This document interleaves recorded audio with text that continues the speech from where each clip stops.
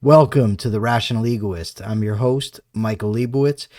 We have a great guest today. He's a YouTuber, an internet personality, an anarcho-capitalist, an objectivist, and an all-around smart young man who goes by the name of Liquid Zulu. Welcome to the show, sir. Oh, thank you very much. Happy to be here. Well, before we even get into anything, I have to know, where did you get the name Liquid Zulu? I believe it was when I was making my Reddit account. I used like a username generator site, and it gave me something close to Liquid Zulu. I think it was like something Zulu or Liquid something. I don't know. And then I came up with Liquid Zulu from that. Interesting. So, where did you grow up? How far did you make it in formal schooling? I grew up in Scotland. Still in Scotland, I made it up to basically second year of university, and then I wasn't enjoying it very much, so I dropped out. But yeah, I generally did quite well in school. So why didn't you like the university? I don't know. There's just a certain vibe to it. I just felt like it was a big old waste of my time. I didn't enjoy most of the stuff I was doing, and so then I didn't do it. And then so I wouldn't do well in those classes, of course. And I wanted to do other things. I wanted to do YouTube. I wanted to move to the US, and I wasn't seeing that happening from studying mathematics in university. And have you moved to the US yet? No, that's But right. That's a long-term goal. But you're gonna Yeah, come? hopefully. Yeah, that's definitely the plan. Some sort of a work visa or something would be ideal, I suppose. Well, maybe not if Trump gets his way, or Yeah. maybe if he does. It depends on which day it is, I suppose. Right? Indeed.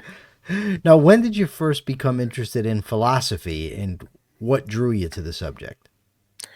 I wasn't when I was like younger. I always considered philosophy to be like basically a bunch of woo, like just nonsense. Like people would just make up nonsense all the time. I was turned off completely from it. I was like, no, I don't care about any of that. I want to study like physics. I want to study mathematics where they actually care about reality. They're not just making shit up.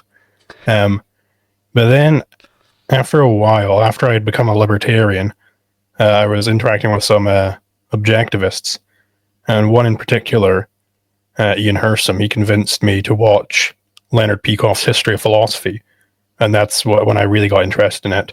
And it's sort of strange. Most people, they become objectivists because they like go in through the fiction.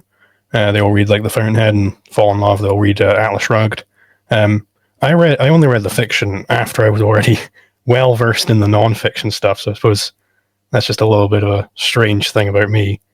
But yeah, anybody I think who hasn't seen Leonard Peikoff's History of Philosophy, they should definitely go for it, because it's very important, I think, to see through concrete examples how these errors can lead to really bad things happening. Well, since you mentioned objectivism in Leonard Peikoff, and I haven't actually seen that lecture, but I think I might check it out now. But what about objectivism appealed to you? It was that basically most other philosophies, they just they kind of just jumped in at random points. They didn't build it up systematically from the ground. That's what I really liked about objectivism was you sit down to read Opar, and it starts with like, okay, well, here's the very basic level stuff. You know, existence exists. You're conscious of it, yada, yada, yada. And then it's just slowly build up from here. That was very appealing to me. And also, you know, I would just keep hearing more and more about objectivism, and I wasn't able to refute any of it. It all seemed pretty clear to me that it must be true. And like, you know, I've said this before, but like when you start reading like the first chapter of Opar, if you're like any sort of if you've got an implicitly good philosophy, you're just going to be sitting there nodding your head like, yeah, this is all what I believe, you know. I've never seen it written down. That is the, I think, appealing thing about objectivism. It's not like Kantianism. Like nobody is born and just stumbles into Kantianism, it takes a lot of very careful deception and evasion in order to build up a Kantian. But any reasonable good person, they're going to be at least implicitly somewhat objectivist. Obviously, a lot of people aren't, because it is implicit. They just go along with what they believe they should be doing, and that'll be just the philosophy of the day. So a lot of people end up stumbling towards horrible evasion and altruism and stuff like that.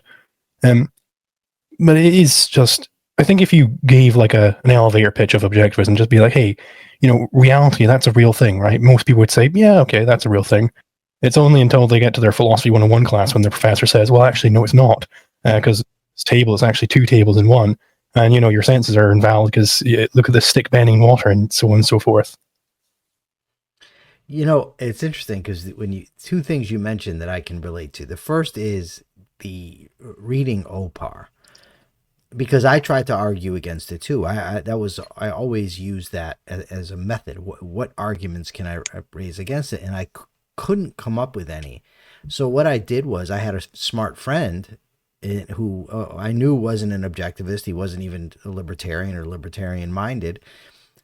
And I said, hey, read this and just give me your best arguments, against it. Well, where do you think it goes wrong? And he read the book and he came back and he said, this is astounding. And then he ended up having his family send him a book. This was in prison.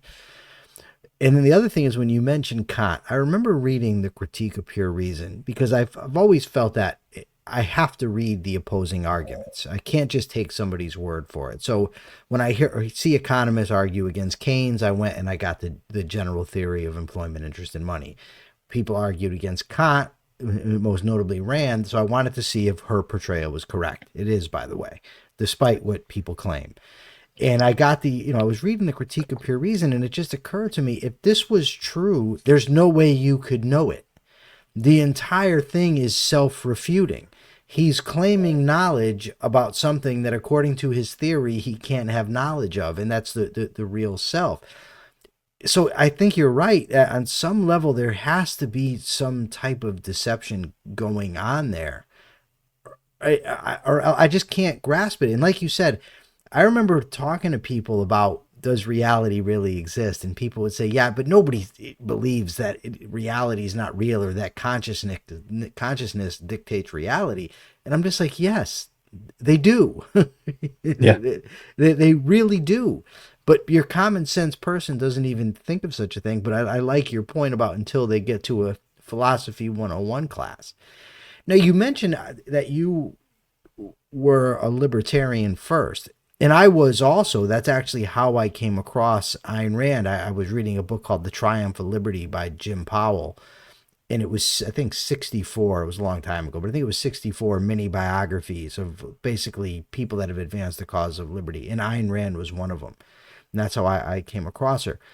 But I'm interested to know, when did you first get involved in the libertarian ideas? And was it the politics first or the economics first? I believe, yeah, it was politics first, but it was Stossel, I believe, so that he does do some economic stuff as well. But it wasn't reading like Mises or anything.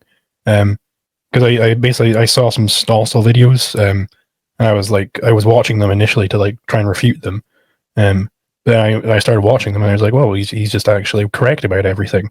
So I was just like, a vague sort of small government type person, I suppose you'd call it. But then I was in Michael Moreno's server, and somebody in there, they told me to read this book, The Ethics of Anarcho-Capitalism by Chris Bohrer. Fantastic book.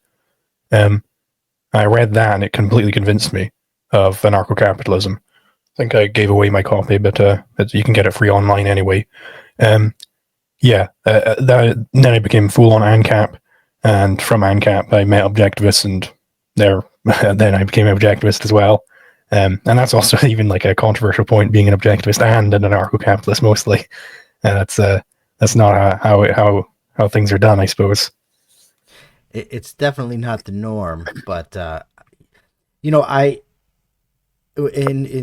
talking to you, when I first met you online, somebody said, "Oh, well, you should debate Liquid Zulu," and so we've had a few debates, and a couple things. One, I really like you because you're not one of these guys that if you disagree with you, now you hate the guy.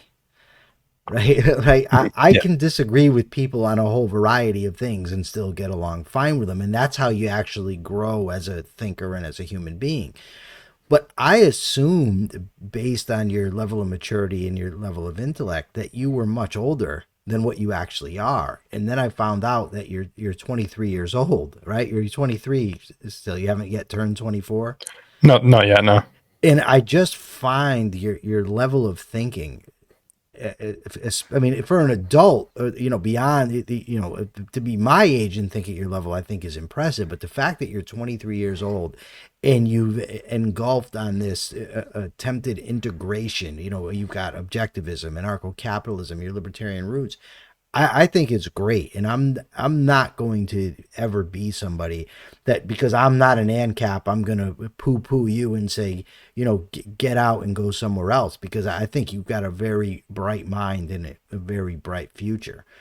So, who, obviously Ayn Rand and the guy you just mentioned, whose name I've already forgotten, that wrote The Ethics of Anarcho-Capitalism. What other libertarian thinkers did you come across early on, and which ones have had the greatest impact on your thinking? Well, probably the big one would be Murray Rothbard, because I believe the second anarcho-capitalist book I read was his Ethics of Liberty, which I probably need to reread now that I'm objectivist, so I can pick up on the sort of objectivist influences there. But that definitely put me down the right sort of track. I was always looking for the most radical, the most philosophical arguments I could, rather than just, well, let's just all be happy and reduce the size of government or whatever, just vague shit. But probably two of the other ones would be like Hoppe and Kinsella. Also Walter Block, very good. He's got some very good stuff as well. The thing which always drew me towards Kinsella in particular is he's always very, very precise. But presumably because he's a lawyer, so he knows how to talk about law.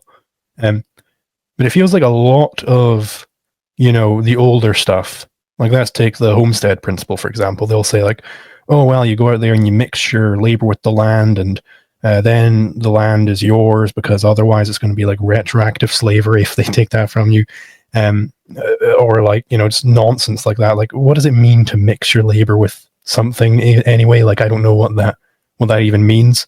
But Kinsella doesn't really write in that sort of way. He's always very precise in how he writes these things. He's always okay, well, here are the specific things that you've got to do. And also he's got a big encyclopedic knowledge of the history of law. So he knows, hey, you can bring in Papinian, he would say something like this, and here's some correct stuff. And the case law system, here's some good stuff here. I would always have been drawn very heavily to that sort of writing over the more woo-woo type of mystic type writing. I never really liked that. I believe that answers the question, yes. So you mentioned Walter Block, Stephen Kinsella, and Murray Rothbard, and it's interesting because Murray Rothbard, I've seen from multiple sources, got his entire idea of natural rights from Ayn Rand. Without Ayn Rand, there would be no Murray Rothbard, at least according to Roy Childs. And Jeffrey Tucker, a student of Rothbard, told me that Rothbard's brain is 3/5 Ayn Rand. And Walter Block told me that Ayn Rand is his intellectual mother. Yeah. Which I thought was very interesting. And Stephen Kinsella still says he's basically an objectivist, although he differs in a lot of ways, notably on IP, intellectual property, and obviously on the ANCAP stuff. So her influence is just so incredible. And it's interesting that you read The Ethics of Liberty first, because when I was incarcerated, I read Man, Economy, and State, Power and Market, and For a New Liberty, all by Rothbard. and I read some of his essays on the trade cycle and the history of money and banking, but I never read Ethics of Liberty until I got out of prison. I read it recently, and it's so obvious the influence of Ayn Rand on Rothbard, and it's unfortunate that he did not give her any credit in the in the book. He didn't list her as a source or anything else. I mean, I get he had his personal issues with her, but I still think you give somebody credit. You say, yes, this, I got the ideas from here. I think that's just the right thing to do. Yeah, I definitely agree. And not only just on like, I think it would be moral. It would be the correct thing to do to, show people like, hey, this is where it come from. This is this person's idea. I think that's obviously the proper thing to do morally, but also it would have, I think, avoided so many problems we're facing now, where there's like a lot of ANCAPs.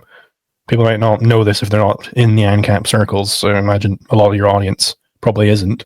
A lot of them, you'll bring up Ayn Rand, and they'll say, oh, no thanks. Because there was this big sort of split between Ayn Rand and Murray Rothbard, to where they'll just associate Ayn Rand, they must be like some sort of a war hawk or something. And I think that a lot of the objectivists don't do themselves many favors with some of these perceptions, but I think it is sort of, there's something very unfortunate and bad about the fact that a lot of ANCAPs, they just will not even bother reading Ayn Rand because, well, Murray Rothbard, he didn't like Ayn Rand anyway, and now we've got Kant, and, Hoppe, he likes Kant so much, so I'm going to be a Kantian now. And it's the same on the other side as well, where there's this group, I call them zombie objectivists, because they just sort of limp along, worshipping a dead woman's ideology, where they won't even consider.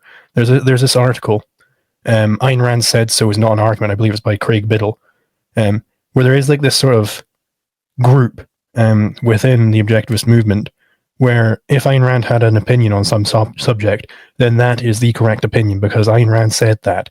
Maybe they'll like refuse to listen to Mozart or whatever because Ayn Rand didn't like him too much. Like it's very silly stuff. But they need to understand, like, hey, this is a philosophy. It's not Ayn Randism. It's not, we just got to believe whatever Ayn Rand ever said on any subject ever. It's like, okay, well, this is her positions on, metaphysics, epistemology, so on and so forth. And, don't take that as Ayn Rand said is the fountain of truth in philosophy, because it's not. Ayn Rand discovered many, many truths. I think that's sort of why you get this, because she was so correct on so many issues that people kind of get in a habit of, well, what does Ayn Rand say on this? Well, then that must be the correct thing. Like, I think obviously you mentioned the IP. I don't think IP is a valid concept at all. But also like the roles of the man and the woman in sex. I think she didn't do a very good job of justifying her views there. It's like, I don't know what it means to have like a metaphysically dominant role. I don't know why that would be related to, having the penis and being the one who penetrates. Like, I think she's missed a lot of steps in her justification of some of these things. But people take that as like, this is the objectivist gospel on sex and romance. It's like, you're not really doing philosophy right. I absolutely hate when I'll be in a discussion and I ask somebody what they think about a given topic. And it's not just Ayn Rand. I've had people say Mises said, or Rothbard said, or Ayn Rand said. And they say, and I'm like, look, I've read the same people you have. I know what they said, right? I want to know what you think about it. Right? And if you think the same thing, well, then explain why you think the same thing, or why she's right, or why Rothbard is right. Don't just say he said. That's not an argument. It's a statement of historical fact. but it's not a convincing, a rational justification for why you believe what you believe.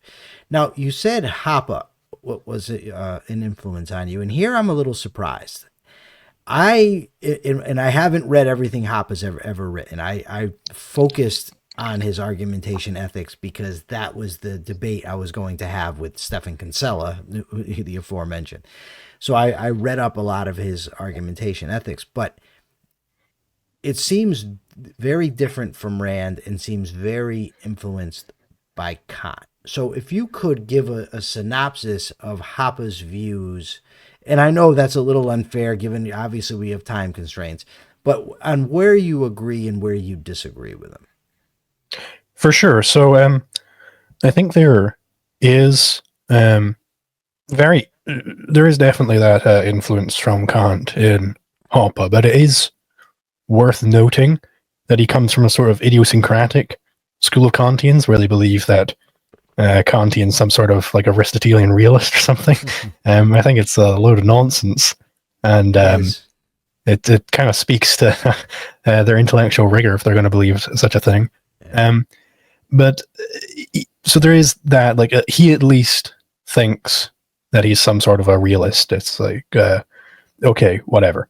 And you know, you can get past the terminology for the most part. It's like, okay, well, he's saying a priori all the time, whatever. Okay. What I really like about Hoppe is he is sort of the proto-Kinsella in a way. I was describing earlier Kinsella, how he's really precise and he talks about all these legal concepts.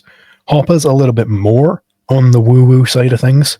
He's a little bit more terse in his writing, more German, I sometimes describe it as, not as American.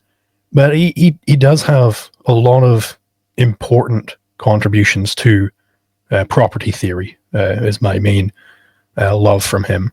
Like the whole idea of homesteading. I don't even believe in Murray Rothbard's time there was a good description. I'll have to check when Day USA was publishing, actually, because that might have been contemporary. But Hoppe brings in like a lot more precision to it. It's like, okay, well, property rights are conflict avoiding norms. They were starting here. I believe that's like, Hoppe was really, really precise on that. And he kept hammering it home, how property rights are conflict avoiding norms. They're conflict avoiding norms. And from that, you get a lot of stuff. It's like, okay, well then you can homestead something by showing that you have closed it off from the rest of the world, because otherwise you're going to, if somebody else came along later, then they'd be initiating conflicts. And he has a whole host of arguments against that sort of latecomer ethic, where somebody just comes along at a later point and they get it rather than the homesteader. And this is across like every area of law. He has something really interesting to say, like fractional reserve banking. He's one of the big guys who think that fractional reserve banking is fraud, because you have more property titles than actual physical property. That's a very good argument. He's very big on the title transfer theory of contracts, which is the correct theory of contracts. Like, there's a lot of important contributions you can get out of Hoppe, and for the most part, you can apply them as an Aristotelian still. Just be, careful with some of the things he says, I would say. And what would you be careful? Where would you differ with Hoppe? So I think he does sometimes fail in applying a lot of the more basic things. I think he's right on most of the basics.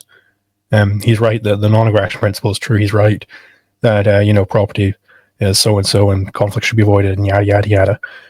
But then he gets a little bit ahead of himself, and he has these certain, conclusions that he wants to reach, and he'll just kind of twist and turn until he gets those conclusions. Like, the big one would be restricted immigration.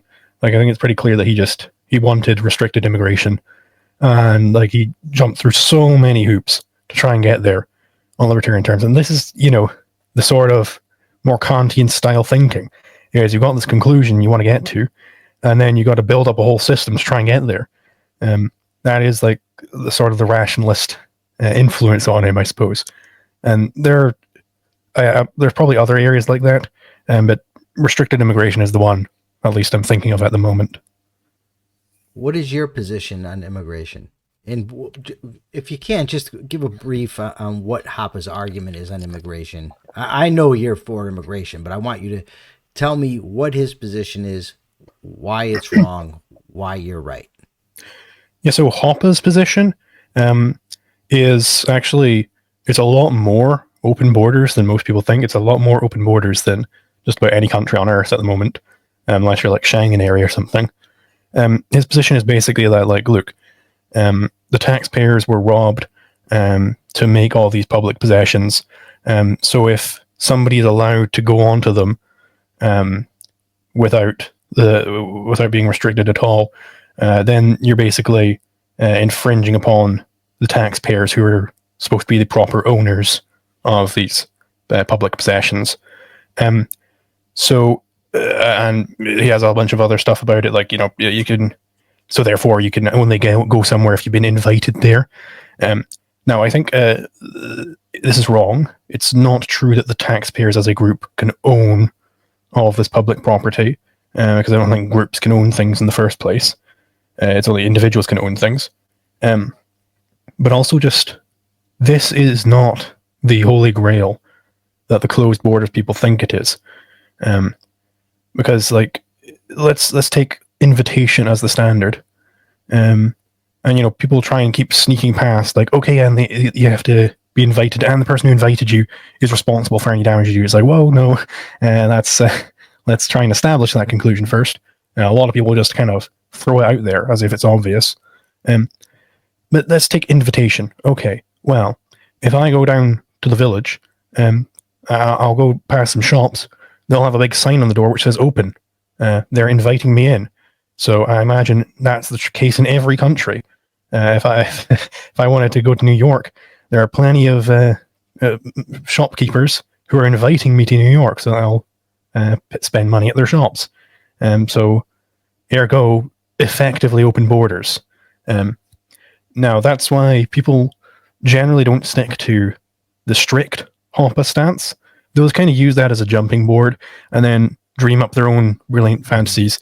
And they'll say, well, you just haven't read Hoppe. Look at the title of this paper. It says restricted immigration, buddy. So therefore, I'm allowed to send the entire US military to the border and have martial law in the 100-mile border zone in the US and destroy the last bastion of capitalism.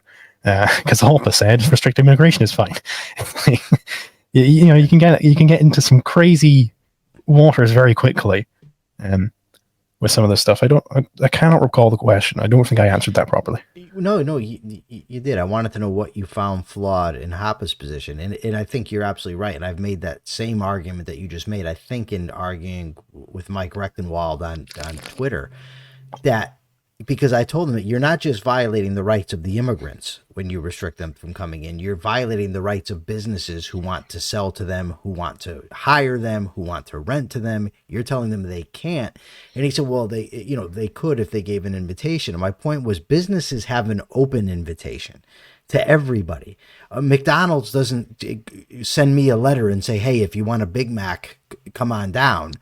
I go by McDonald's and I know it's open. And the other thing is, if you're going to apply that, well, since it's collectively owned by the citizenry, the government can make laws about what happens there. Okay, are you going to restrict my ability to have free speech on a public highway because the government owns it? Or I can't have given conversations, or I can't listen to music because I can do that in my property. I can say Liquid Zulu can't come in my house because he's got a mustache, right? Mm-hmm. So can the government then do that on a highway or at a park? I mean, the argument just ultimately collapses, especially because a large part of the border is private property anyways. So you have to tell those people what they can and can't do. And then there's parts of it that are state property. So you're going to tell the state governments what they have to do. And the federal, in America, the federal property, if you're going to go by the United States Constitution in actually as it's written, the government's not given any authority over immigration. So the feds couldn't, if you're going to be consistent, limit it anyway. So I really think that their argument falls apart. But what is your position? And by the way, I think you were referencing Dave Smith, and I think he's similar. He doesn't like he buys into the idea that immigrants are bad for the country. Ergo, let me find an argument that fits my conclusion. That's the sense I got. I don't know for sure that's what he did, but that's what it looks like to me. So what is your argument for a more open borders society? Yeah, so my argument is very simple in contrast to those more let's think up a big system in order to therefore I'm allowed to kill immigrants. I think basically it's not possible for a group to own anything. Like let's just take a quick example. Let's say Crusoe and Friday both own a stick. Crusoe wants to use it to spearfish. Friday doesn't want this to happen. Well, either the spearfishing is going to happen or it's not going to happen. If Crusoe owns it, then the spearfishing should happen because that's what he wants. So he's allowed to do what he wants with his property. If Friday owns it, then the spearfishing shouldn't happen. So either assumption implies that one of the parties don't own it. So you can't have group property. You can't resolve conflicts like that. So therefore, these public possessions, they're not owned by any random individual. It's not like John down the road owns that brick in the White House. That's, you'd have to, this is just basic epistemology. You have to make these claims positively. You have to show that, hey, this specific person owns that specific thing. You can't just say, well, somebody's got to own it. So therefore, everybody owns it. This is all very bad. And so the thing I believe it was stolen from people is their cash, it's their money, right? Now, that doesn't transfer title to anything. You can't transfer title by being robbed. That's what robbery means. So it doesn't mean that all of these contracts the government has where they spend some money to have something built, those were not valid contracts because the government doesn't own that money.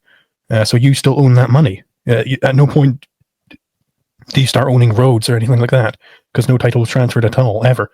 So that would be the sort of basic case for total unrestricted immigration because nobody has a right to restrict immigration. It's just as simple as that. Now, do I like most immigrants? No. I think most people in the world are not great people. I don't want them around me. I don't want any of these random Somali villagers. I probably wouldn't get along with most of them. Some of them I'm sure are great, but most of them I probably don't want to spend much time with. So, but that doesn't give me a right to do anything about it. That doesn't give me a right to forcibly stop businesses from hiring someone who I disagree with on things and therefore don't like. Disagree on some very important things, I will say. Like whether it's good to rape people or something. I think a lot of these things are very bad. But that doesn't mean I'm allowed to or want the government to come in and start shooting them in the head, because I think that's also bad. But it's also, you can get there from a more economic perspective. I'm not going to do like the standard economic thing, which is like, well, it will increase GDP or whatever.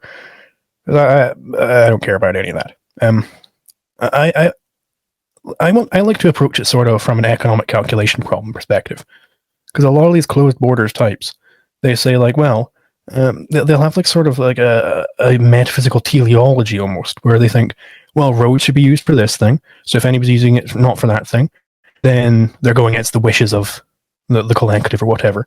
But whoa, that's not how markets work, right? Markets work by, you have to have prices, and then you have a specific person who can figure out the best way to use something. You don't just know as a central planner how schools should be run, who should be let into public libraries. You don't know any of these things because you're a central planner. You can't just peer into the Platonic world of forms and see what the ideal libraries run like. So it's just guessing. It's groping in the dark. And across the board, the closed borders types are doing this sort of thing.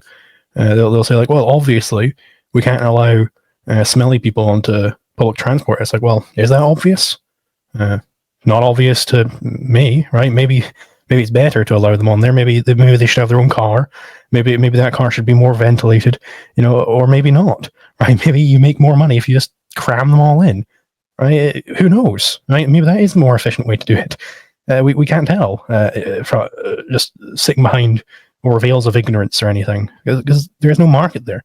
So you got to just, this is, I was telling this to some guy the other day. I was like, well, he had a Mises profile picture in his Twitter account. And I was like, well, you've got a Mises profile picture, so you clearly you're aware of Austrian business cycle theory. It says like these malinvestments are all over the place when you've got fiduciary media.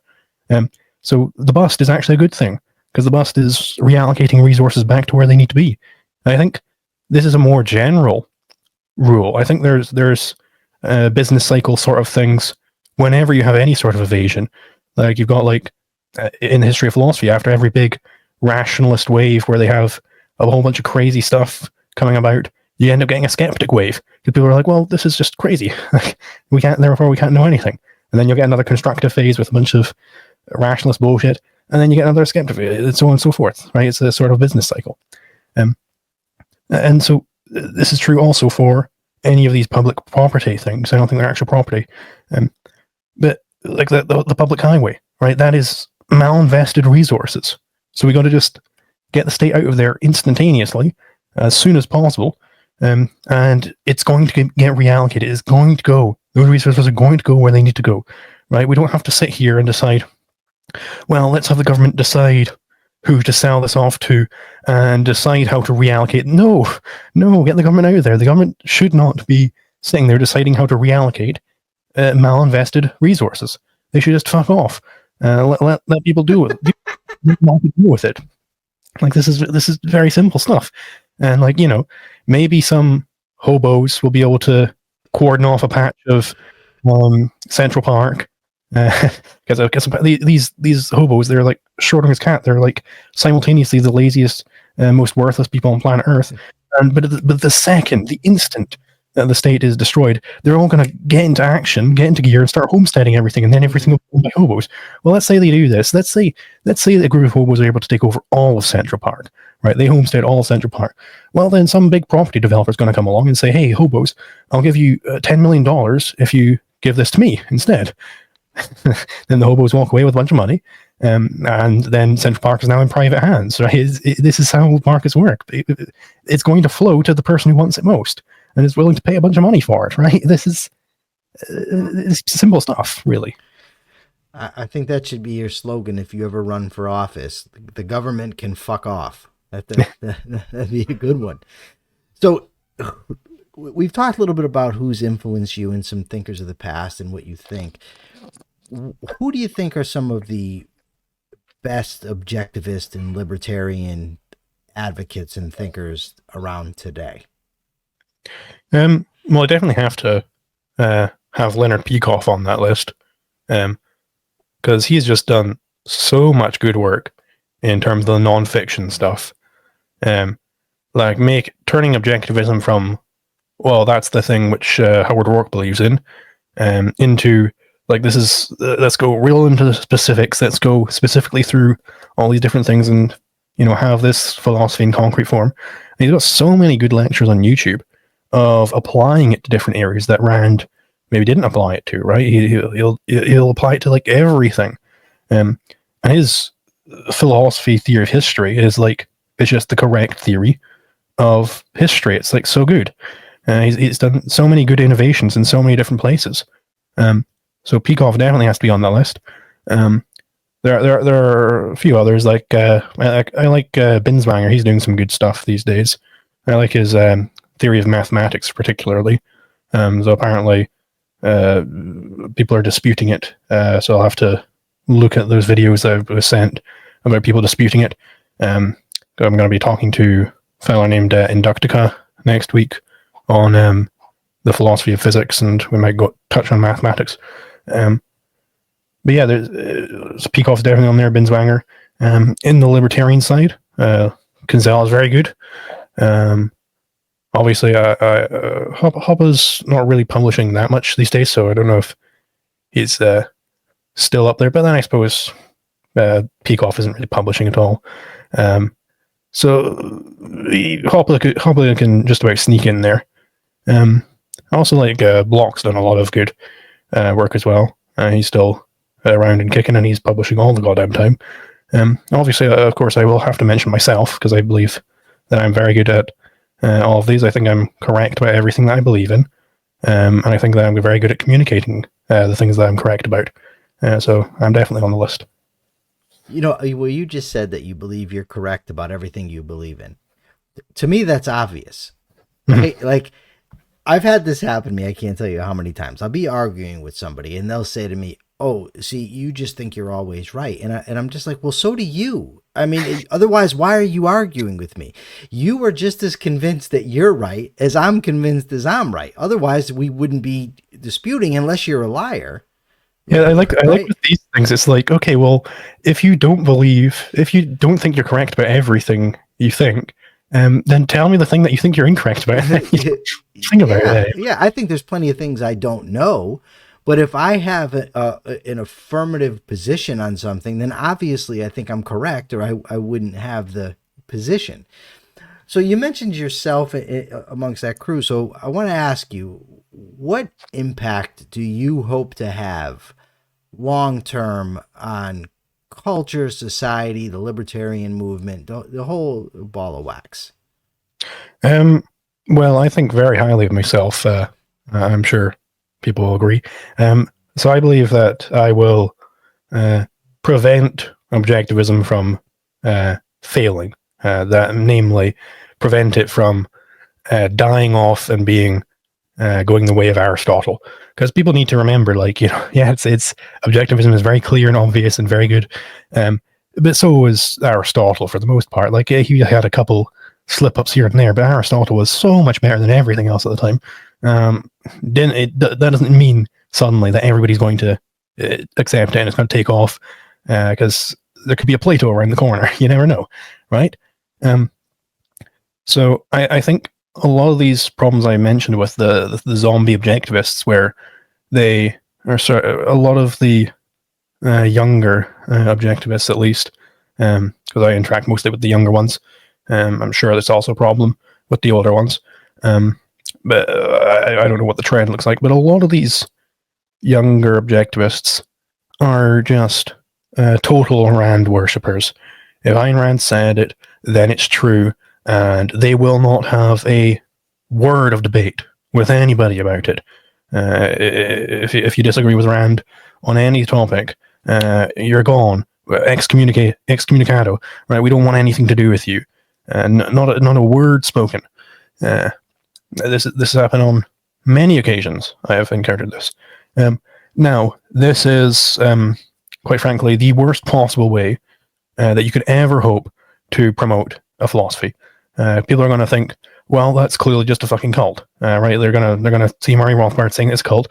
They're gonna be like, oh, let's check it out, and they'll say, like, oh, I don't know, I'm not sure about this IP thing. Banned. It's like, well, okay, I think maybe it is. Maybe he's right about that, and then they won't bother looking into it any further. There's a terrible way to promote philosophy, and it's because it's freezing. The abstraction of true philosophy is just Ayn Rand said. It is very, very bad, because that's not got a whole lot of oomph behind it.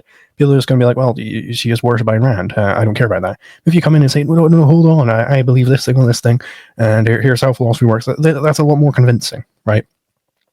So I believe without something big to address this Rand worship, objectivism is going to fall apart. Right, in like, don't know how long it'll take, maybe a few centuries' time, there won't be any new objectivists coming along. I mean, objectivism is already, it's not on the same stage as it was when Ayn Rand was publishing her nonfiction. You'd hope it would be going in the other direction, but it's sort of, it plateaus a little bit, I think, would be fair to say. But if I come along and I'm able to convince people that objectivism is an open philosophy, and the correct objectivist position was Murray Rothbard's position, which is anarcho-capitalist on law, suddenly there's no grounds for Rand worship anymore if you accept that objectivism is an open philosophy. No grounds for it at all. I also just think it's a correct position, but I also think it's strategically advantageous. So I foresee that if I keep getting more and more successful, eventually I'm going to be getting more views on YouTube than these institutes. I already am getting more views than most of them, for a tiny fraction of the budget as well.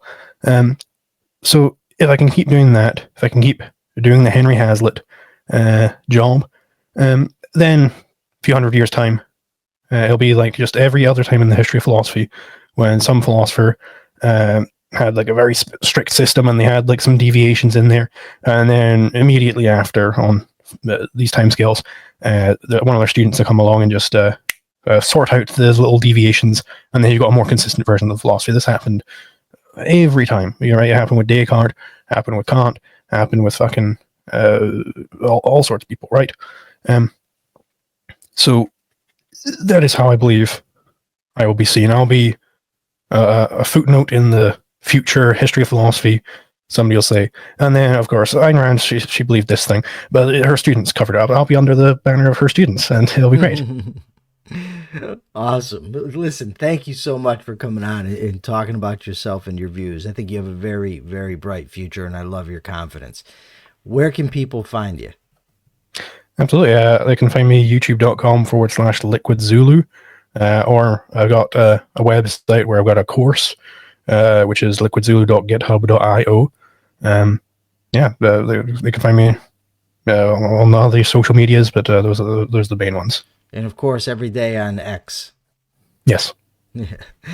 All right. Thank you very much for coming on. I hope you'll come on again. For sure. For now, this is the Rational Egoist signing out. I'm Michael Leibowitz. Remember, give me your comments and your likes, even your dislikes if you really want to, but I'd prefer you didn't. Till next time.